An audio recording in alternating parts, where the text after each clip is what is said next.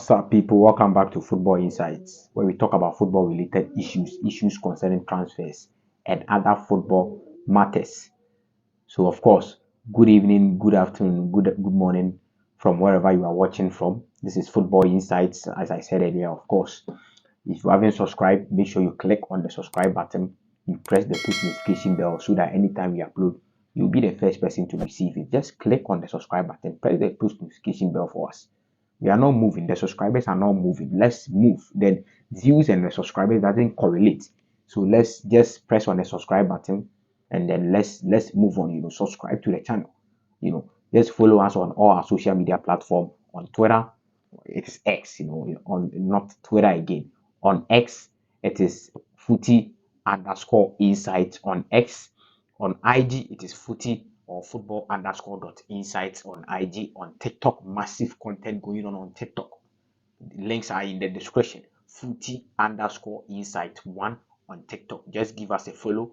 All the links are in the description. Follow us for an extra content, So, of course, as you can tell by the title, this is our breakdown, or let's say a review of the current UEFA Men's Player of the Year nominations.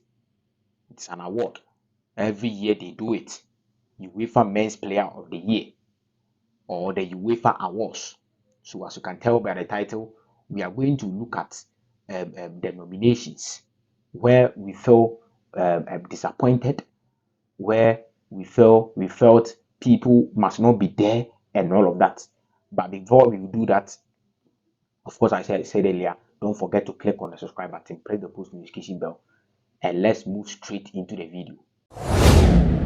So, of course, UEFA Men's Player of the Year awards. This award, it is being given to. It is not only the UEFA Men's Player of the Year. They also do UEFA Men's Coach of the Year, UEFA Women's Player of the Year, and UEFA Women's Coach of the Year. So it is not only about UEFA Men's Player, but of course, the men's football dominates women's football, and that is what we are going to talk about here. We will talk about the Men's Coach of the Year, and then also we will talk about the Men's Player of the Year. So let's start with the Men's Player of the Year, the nomination. But before we will talk about this, because I know it has created a lot of chaos, a lot of banter on social media. When you go on X, people are talking Messi doesn't deserve the award, or Messi doesn't deserve nominations and all. I don't believe in that, though. He deserves it. But before I'll prove to you that Messi deserves it, in every award there is a criteria. We cannot just organize award, or we cannot just organize an award without any criteria. So Ballon d'Or has its own criteria. FIFA Men's Player of the Year has its own criteria, same as UEFA Men's Player. So let's read the criteria of this particular award, UEFA Men's Player of the Year. Let's go. According to UEFA, the award recognizes the best player irrespective of his nationality. Let's put that in context. Irrespective of his nationality, playing for a football club within the territory of a UEFA member association during the previous season. Players are judged by their performance in all competition, domestic and international, and at club and national team level throughout the whole season. So this is the criteria of the UEFA Men's Player of the Year. The underlying words are international, number 1. UEFA Member Association, number 2. Previous season, number 3. Irrespective of the player's nationality. So it can be an African player, can be an European player, can be an Asian player, irrespective of the person's nationality. So in this context, let's look at the nominations for the UEFA Men's Player of the Year. After that will come, because it is not only these 3 people. They were 11. Mind you, people don't talk about that. They were 11, and that is where my biggest disappointment are coming from. The players were 11. The best players were 11. So let's move to the nomination. But before we even move to the nomination, let's look at the people who vote for this particular award. Mind you, it is not UEFA who just go and sit down and nominate people to win the award. People vote. Let's look at the people who vote for this particular award, UEFA Men's Player of the Year.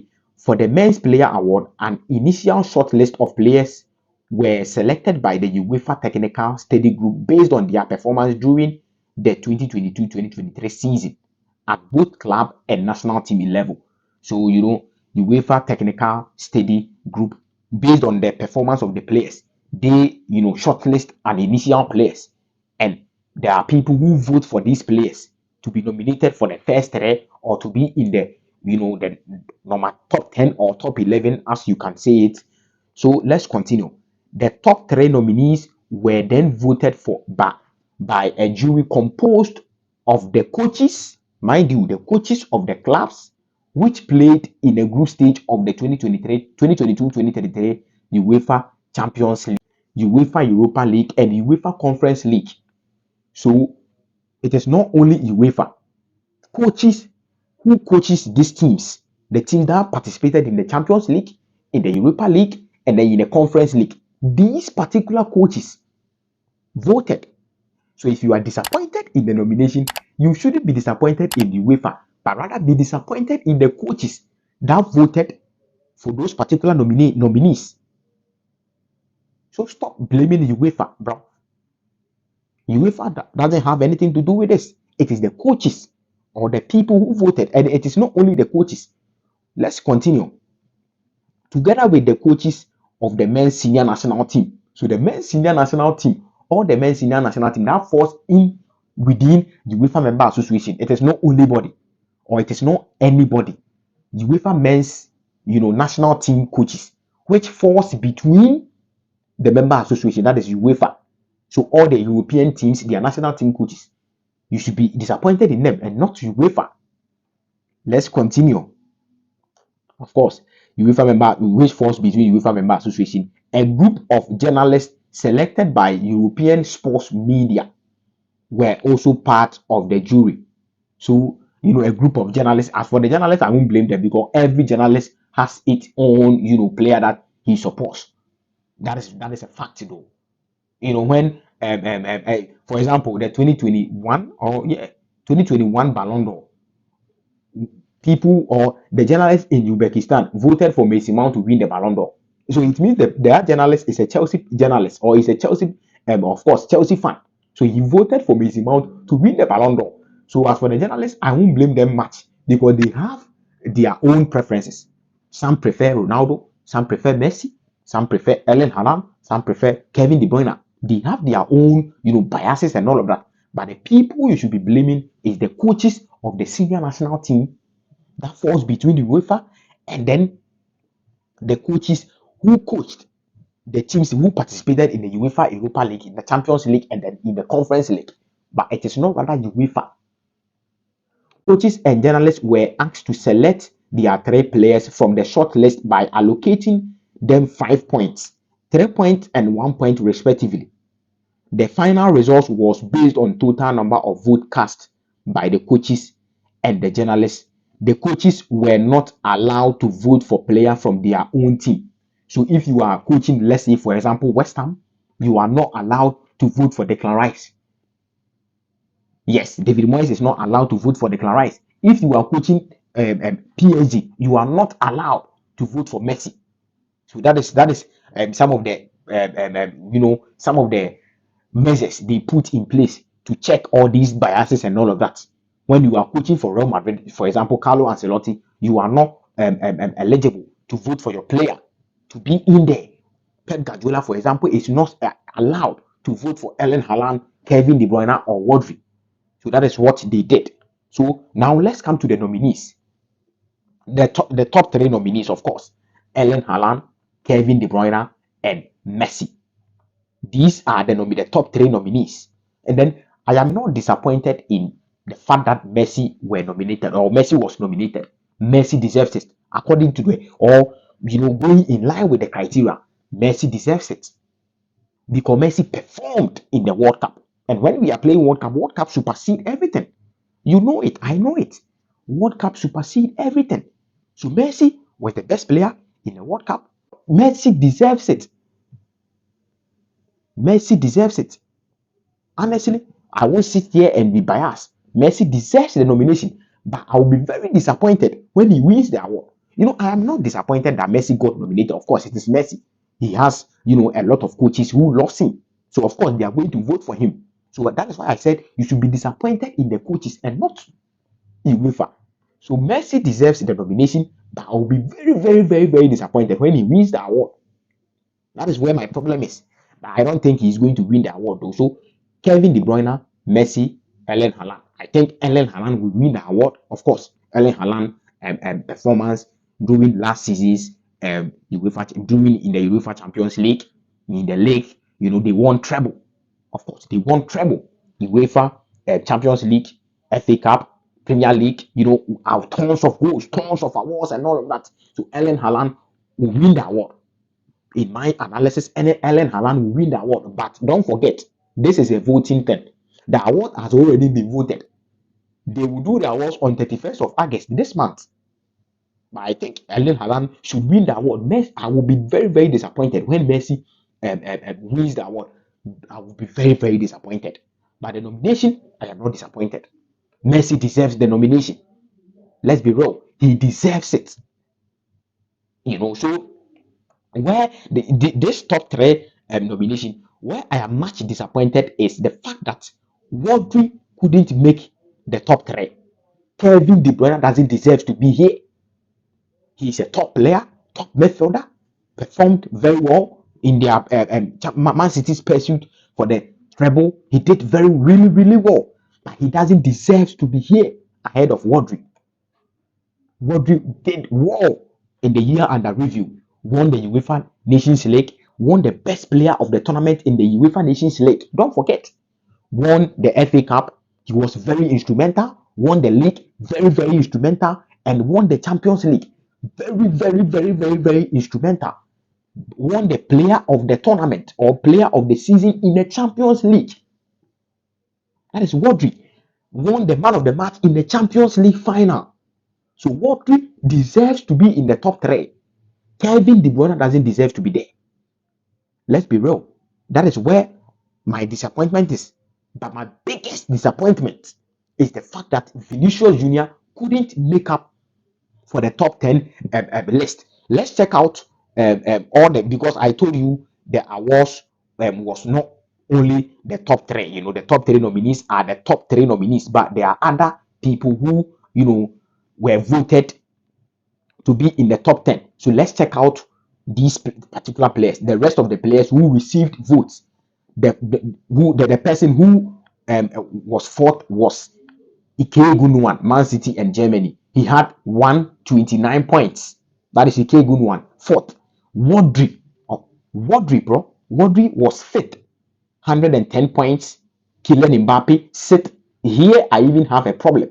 Kylian Mbappe should be, somewhere at the fourth or something, because he also performed really, really well. If Messi is in the top three, Kylian Mbappe should be somewhere in the top four or somewhere in the fifth, not in sixth place, because Kylian Mbappe performed really well in the league, and then he was their best player in the league, of course, the French league, and also in the World Cup.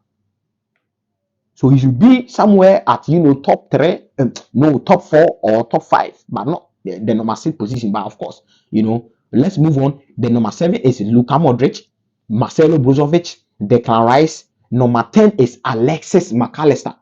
Number 11 is Jesus Navas. He also had 6 points. Who plays for Sevilla, their captain, and all of that. This is where my biggest disappointment is, because of the fact that Vinicius Jr. couldn't make to the top 11 of the list.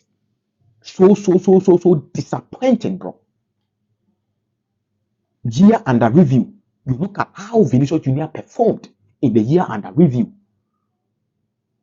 You can't sit here and tell me McAllister performed well than Vinicius Jr. in the last season year under review. Bro. Of course, McAllister performed in the World Cup not so good, but of course he is part of the team that won the World Cup. But you can't tell me Vinicius Jr. didn't perform as compared to Alexis McAllister, even to understand that Jesus Navas was 11th. Vinicius Jr. was nowhere to be found in the top 10 list. So disappointed, bro. Vinicius Junior not in the top 10. That is where my biggest disappointment is, and not the Messi nomination, because Messi deserves a nomination. Let's be real, Messi deserves a nomination, but Vinicius Junior, who couldn't make up for the top 10 or the top 11, is my biggest disappointment. But in a way, I blame Vinicius Junior because as a player, you would have to invest in your PR. Try and invest in your PR as a player. Vinicius Junior doesn't have a strong PR. As compared, Mbappe has a strong PR, but Vinicius Junior doesn't have a strong PR. So it will be very, very, very difficult for him to, sail through this particular awards. Marcelo Brozovic was E8. Vinicius Junior was nowhere to be found. Vinicius Junior should be somewhere around 7th, 8th, or let's say to an extent 6th, because Vinicius Junior performed really well in the year under review. So that is what we have to say about the UEFA Men's Player of the Year. Messi deserves the nomination. Kevin De Bruyne doesn't deserve to be there. Rodri deserves to be in the top 3. I think Haaland will win the award. When Messi wins it, I'll be very, very, very disappointed. But let's move to the UEFA Coach of the Year or Men's Team Coach of the Year. Of course, the nomination, you know the names: Pep Guardiola, Simeone Inzaghi, and Luciano Spalletti. If I had it my way, Inzaghi wins this award. Inzaghi wins this award hands down. If I had it my way, but of course it is Pep Guardiola. Pep Guardiola is going to win the award. This is a no-brainer. We know the person who will win this particular award. It is Pep Guardiola. But if I had it my own way, Simeone Inzaghi performed really, really well in the year under review. People didn't believe at a point in time he was tipped to be sacked, but this man came back, went to the Champions League final, won the Coppa Italia for Inter Milan. Inter Milan had a successful season, qualified for the Champions League too. So if I had it my way, Simeone Inzaghi wins this award. Luciano Spalletti deservedly or necessarily he deserves, or he also deserves the award, because when you got nominated, automatically you deserve the award. But it is up to the coaches, the captains, and all of that to vote. But Luciano Spalletti also equally deserves the award. But if I had it my way, Simeone Inzaghi wins this award. But of course, this is a no-brainer. This is not, this is a fact. Pep Guardiola is going to win the award treble. He also won the Super Cup, UEFA Super Cup just recently, days ago. So Pep Guardiola deserves this award, as Coach of the Year in the UEFA award. The awards will be unveiled in the UEFA draw on the 31st of this month, August. So let's see what will happen during the award. Let's see who will win the award. I think Pep Guardiola will win the best coach of the year. Haaland will win the UEFA Men's Player of the Year. So ladies and gentlemen, this brings us to the end of the video. Make sure you click on the subscribe button. Make sure you press the push notification bell. Make sure you follow us on all our social media platforms on IG, football_insights on IG, on TikTok, footy_insight1 on TikTok, and then on Twitter, Footy Insights. Make sure you give us a follow. All the links are in the description. Thank you so much for your time.